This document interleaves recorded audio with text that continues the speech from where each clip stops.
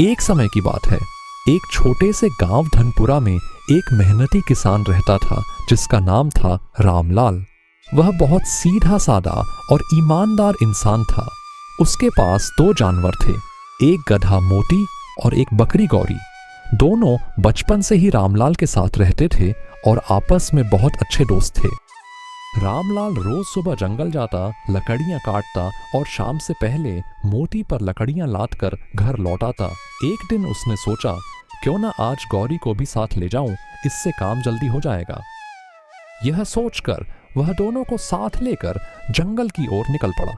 रास्ते में उसने मोती के ऊपर पानी से भरा एक छोटा मटका भी रख दिया। चलते चलते गौरी बोली, अरे मोती भाई, मैं क्यों आई हूँ? तुम अकेले ही लकड़ियाँ उठा लेते। मोती मुस्कुराते हुए बोला, अरे पगली, अगर हम दोनों मिलकर काम करेंगे तो जल्दी खत्म होगा और मालिक की कमाई भी बढ़ेगी। गौरी खुश होकर बोली, सच में तू तो मेरा सच्चा दोस्त है। फिर उसने पूछा, पर ये पानी का मटका क्यों रखा है? मोती समझदारी से बोला, मालिक बहुत होशियार हैं। नदी के पास जंगली जानवर रहते हैं।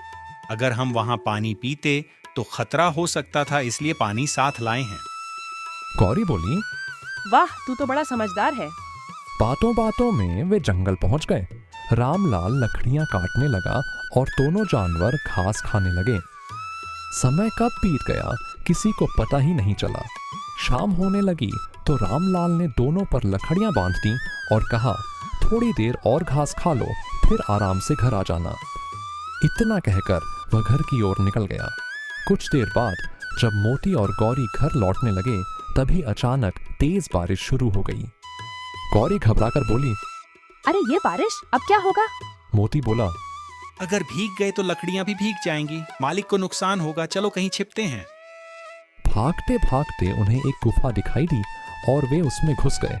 अंदर जाकर उन्होंने देखा कि चारों ओर हड्डियां बिखरी पड़ी थीं। दोनों डर गए। गौरी कांपते हुए बोली, अब तो हमारी मौत तय है। मोती बोला, हमें तुरंत निकलना चाहिए। जैसे ही वे बाहर निकलने लगे, सामने एक खतरनाक शेर भैरव आता दिखाई दिया। उसके मुंह में शिकार था और वह गुफा की ओर बढ़ रहा था। गौरी डर गई। अब तो हमारी मौत तय है।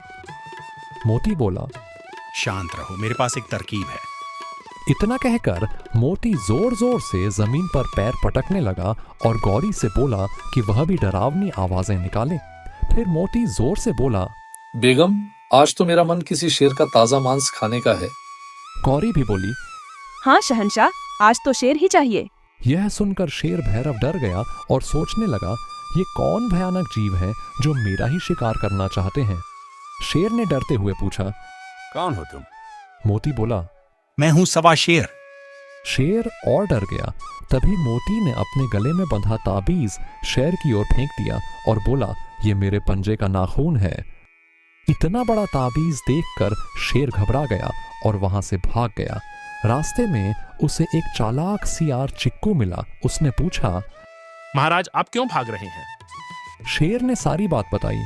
चिक्कू हंसते हुए बोला, महाराज, कोई सवा शेर नहीं होता, जरूर किसी ने आपको बेवकूफ बनाया है।